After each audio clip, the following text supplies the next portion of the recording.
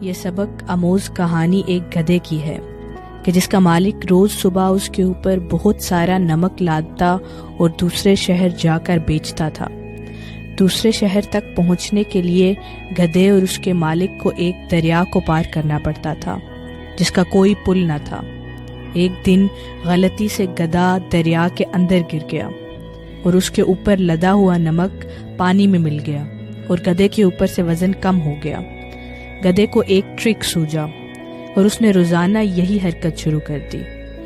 جیسے ہی وہ دریا کے پاس پہنچتا تو وہ دریا میں گر جاتا، اپنے اوپر سے نمک دریا میں گراتا اور خود ہلکا پھلکا ہو کر شہر کی طرف جانے لگتا۔ جب مالک نے اپنا روزانہ کا اتنا زیادہ نقصان دیکھا تو اس کو ایک ترکیب سوجی۔ اس نے ایک دن گدھے کے اوپر نمک کے بجائے کاٹن یعنی کہ روئی ڈال دی۔ اپنی عادت کے مطابق جب گدھا دریا کے پاس پہنچا تو وہ واپس دریا میں گر گیا۔ ہوش تو اس گدھے کے تب اڑے جب وہ واپس اٹھا، کیونکہ وہ کاٹن ہلکی ہونے کے بجائے بھاری ہو چکی تھی اور اس گدھے کی شہر جانے تک بری حالت ہو گئی۔